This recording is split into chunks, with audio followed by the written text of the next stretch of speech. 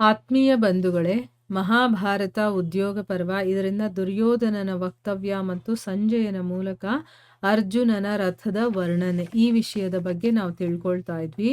ಹೋದ ಭಾಗದಲ್ಲಿ ದುರ್ಯೋಧನ ತನ್ನ ತಂದೆ ತುಂಬಾ ದುಃಖಿತನಾಗಿ ಮತ್ತೆ ಉದಾಸೀನನಾಗಿ ಇದೆಲ್ಲ ಭಯ ಪಟ್ಕೊಂಡಿರೋದೆಲ್ಲ ನೋಡಿ ಮಹಾರಾಜ ಧೃತರಾಷ್ಟ್ರನಿಗೆ ಅವನು ಧೈರ್ಯವನ್ನ ತುಂಬ್ತಾ ಇದ್ದಾನೆ. ನೀವ್ ಯಾಕೆ ಭಯ ಪಡ್ತಾ ಇದ್ದೀರಾ? ಭಯ ಪಟ್ಕೋಬೇಡಿ. ಭೀಮಸೇನ ಏನಂತ ಬಲಶಾಲಿ ಅಲ್ಲ.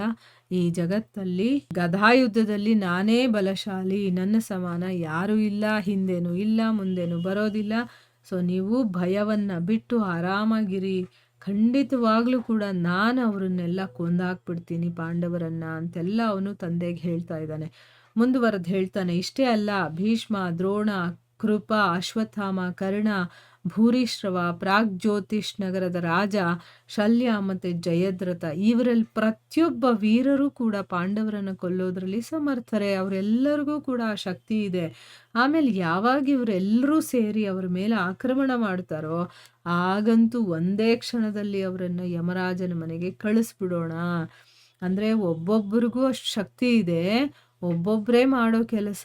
ಆದರೂ ಕೂಡ ಈಗ ಇಷ್ಟೂ ಜನ ಸೇರ್ಕೊಂಡು ಹೋಗ್ಬಿಟ್ವಿ ಅಂತಂದ್ರೆ ಅವ್ರು ಉಳಿಯೋ ಚಾನ್ಸೇ ಇಲ್ಲ. ಅವ್ರನ್ನೆಲ್ಲ ಯಮಪುರಿಗೆ ಹಟ್ಟೋಣ. ನೀವೇನು ಯೋಚನೆ ಮಾಡಬೇಡಿ. ಗಂಗಾದೇವಿಯ ಗರ್ಭದಿಂದ ಉತ್ಪನ್ನರಾಗಿರುವಂತಹ ಬ್ರಹ್ಮಶ್ರೀ ಕಲ್ಪ ಪಿತಾಮಹ ಭೀಷ್ಮರ ಪರಾಕ್ರಮವನ್ನಂತೂ ದೇವತೆಗಳೂ ಕೂಡ ಸಹಿಸೋದಿಲ್ಲ. ನೋಡಿ, ದೇವತೆಗಳು ನಮಗಿಂತ ಊರ್ಧ್ವ ಲೋಕಗಳಲ್ಲಿ ಇರುವಂಥವ್ರು, ನಮಗಿಂತ ಮೇಲ್ಪಟ್ಟ ಒಂದು ಪಂಕ್ತಿಯಲ್ಲಿ ಇರುವಂಥವ್ರು. ಆದರೆ ಅವ್ರಿಗೂ ಕೂಡ ಭೀಷ್ಮನ ಪರಾಕ್ರಮ ಸಹಿಸ್ಕೊಳ್ಳೋದಕ್ಕಾಗಲ್ಲ. ಇದಲ್ಲದೆ ಅವರನ್ನ ಕೊಲ್ಲೋರು ಜಗತ್ತಲ್ಲಿ ಯಾರೂ ಇಲ್ಲ. ಅವ್ರು ಇಚ್ಛಾಮರಣಿಗಳಲ್ವಾ.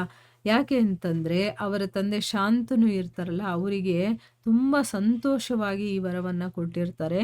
ನಿನ್ನ ಇಚ್ಛೆ ಇಲ್ಲದೆ ನೀನು ಸಾಯೋದಿಲ್ಲ ಅಂತಂದ್ಬಿಟ್ಟು. ಇನ್ನೊಬ್ರು ಯಾರು? ವೀರ ಭಾರದ್ವಾಜ ಪುತ್ರರಾದಂತಹ ದ್ರೋಣರು. ಅವರ ಮಗ ಅಶ್ವತ್ಥಾಮ ಶಸ್ತ್ರಾಸ್ತ್ರದಲ್ಲಿ ಪಾರಂಗತನಾಗಿದ್ದಾನೆ. ನೋಡಿ, ಇಲ್ಲಿ ನಮ್ಮ ಕಡೆ ಇರುವಂಥ ವೀರರು ಕೂಡ ಸಾಮಾನ್ಯವಾದವರಲ್ಲ. ಅವ್ರಿಗೆ ಎಷ್ಟೆಲ್ಲ ಶಕ್ತಿ ಇದೆ ಏನು ಅಂತ ಅದ್ರ ಬಗ್ಗೆ ಹೇಳ್ತಾ ಇದ್ದಾರೆ.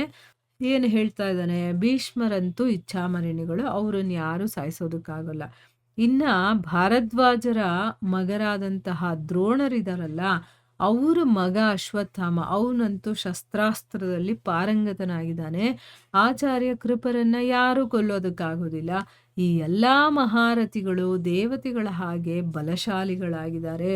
ಅರ್ಜುನನಂತೂ ಇವರಲ್ಲಿ ಯಾರ ಕಡೆನೂ ಕೂಡ ಕಣ್ಣೆತ್ತಿ ಸಹ ನೋಡೋದಕ್ಕಾಗೋದಿಲ್ಲ. ನೋಡೋದಿಲ್ಲ ಅವನು ಅಂತ ಅಂದ್ರೆ ಇವರೆಲ್ಲ ನನ್ನನ್ನು ಕೊಂದ್ಬಿಡ್ತಾರೆ ಅನ್ನೋ ಭಯದಲ್ಲಿ ಅವನು ಕಣ್ಣೆತ್ತು ಕೂಡ ನೋಡೋದಿಲ್ಲ.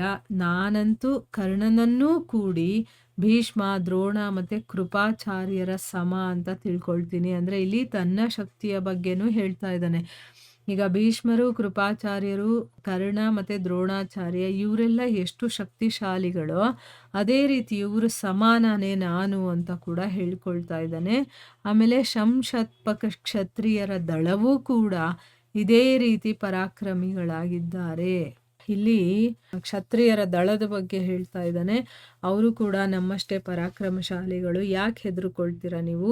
ಅವರಂತೂ ಅರ್ಜುನನನ್ನ ಕೊಲ್ಲೋದಕ್ಕೆ ನಾವೇ ಸಾಕು ಅಂತ ತಿಳಿತಾ ಇದ್ದಾರೆ. ಅಂದ್ರೆ ಅವರ ಒಂದು ಸೈನ್ಯದಲ್ಲಿರುವಂತ ಕ್ಷತ್ರಿಯರ ಬಗ್ಗೆ ಹೇಳ್ತಾ ಇದ್ದಾನೆ. ಇವರೆಲ್ಲ ಹೇಳ್ತಾ ಇದ್ದಾರೆ, ನಾವೇ ಸಾಕು ಅವ್ರನ್ನ ಕೊಲ್ಲೋದಕ್ಕೆ, ನೀವ್ಯಾಕೆ ಕಷ್ಟಪಡ್ತೀರಾ ಅಂತಂದ್ಬಿಟ್ಟು. ಅದಕ್ಕೋಸ್ಕರನೇ ಅವನ ವಧೆಗೋಸ್ಕರ ನಾನು ಅವರನ್ನ ನಿಯುಕ್ತಗೊಳಿಸಿದ್ದೀನಿ. ಯಾಕೆ ಅಂತಂದ್ರೆ ನಾವೇ ಸಾಕು ಅವನನ್ನು ಕೊಲ್ಲೋದಕ್ಕೆ ಅಂತ ಹೇಳಿದಾರಲ್ಲ, ಸೊ ಅವರನ್ನೇ ನೇಮಿಸ್ಬಿಟ್ಟಿದ್ದೀನಿ. ರಾಜನೇ, ನೀವು ವ್ಯರ್ಥವಾಗಿನೇ ಪಾಂಡವರ ಬಗ್ಗೆ ಇಷ್ಟೊಂದು ಭಯ ಪಡ್ತಾ ಇರೋದು ಯಾಕೆ? ನೋಡಿ, ಇಲ್ಲಿ ರಾಜ ಧೃತರಾಷ್ಟ್ರನಿಗೆ ಭಯ ಇರೋದನ್ನ ನೋಡಿ ಅವನಿಷ್ಟೆಲ್ಲ ಹೇಳ್ತಾ ಇದ್ದಾನೆ. ನೀವ್ ಯಾಕೆ ಇಷ್ಟೊಂದು ಭಯ ಪಡ್ತಾ ಇದ್ದೀರಾ ಅಂತ ನನಗೆ ಗೊತ್ತಾಗ್ತಾ ಇಲ್ಲ. ನಾವಷ್ಟೇ ವೀರರಲ್ಲ, ಇನ್ನೂ ಬೇಕಾದಷ್ಟು ರಾಜರಿದ್ದಾರೆ. ಆಮೇಲೆ ಕ್ಷತ್ರಿಯರ ಒಂದು ದಳಾನೇ ಇದೆ. ಅವರೆಲ್ಲರೂ ಕೂಡ ನಮ್ಮಷ್ಟೇ ಪರಾಕ್ರಮಶಾಲಿಗಳು. ಅವರೆಲ್ಲ ಅರ್ಜುನನನ್ನ ಕೊಲ್ಲಬೇಕು ಅಂತಾನೆ ಕಾಯ್ಕೊಂಡಿದ್ದಾರೆ. ಅವನು ಯುದ್ಧದಲ್ಲಿ ಕಾಣಿಸ್ಕೊಳ್ಳಿ, ಆಮೇಲೆ ಅವನನ್ನು ಕೂಡ ಸಂಹಾರ ಮಾಡಿಬಿಡ್ತಾರೆ ಅಂತಂದ್ಬಿಟ್ಟು ಹೇಳ್ತಾ ಇದ್ದಾನೆ. ಅಂದ್ರೆ ತನ್ನ ತಂದೆಯ ಭಯವನ್ನ ಹೇಗಾದ್ರೂ ಹೋಗ್ಲಾಡಿಸ್ಬೇಕು ಅಂತಂದ್ಬಿಟ್ಟು. ಅವರೆಲ್ಲ ಎಂಥವ್ರು ಏನು ಅನ್ನೋದೆಲ್ಲ ಗೊತ್ತು ನನಗೆ. ಅದಕ್ಕೋಸ್ಕರನೇ ಆ ಕ್ಷತ್ರಿಯರನ್ನೆಲ್ಲ ನಾನು ಅವರೆಲ್ಲರ ವಧೆ ಮಾಡಲಿ ಅಂತಲೇ ನಾನು ನಿಯುಕ್ತಗೊಳಿಸಿದ್ದೀನಿ. ರಾಜ, ನೀವು ಸುಮ್ಮನೆ ಬೇಡದೇ ಇರೋದಕ್ಕೆಲ್ಲ ನೀವು ಪಾಂಡವರ ಬಗ್ಗೆ ಇಷ್ಟೊಂದು ಭಯ ಯಾಕೆ ಪಡ್ತಾ ಇದ್ದೀರಾ, ನೀವೇ ಹೇಳಿ ಅಂತ ಅಂದ್ಬಿಟ್ಟು ಹೇಳ್ತಾ ಇದ್ದಾನೆ. ಮುಂದುವರೆದೇನು ಹೇಳ್ತಾನೆ ಅಂತ ನಾವು ಮುಂದಿನ ಭಾಗದಲ್ಲಿ ತಿಳ್ಕೊಳ್ಳೋಣ. ಹರೇ ಕೃಷ್ಣ.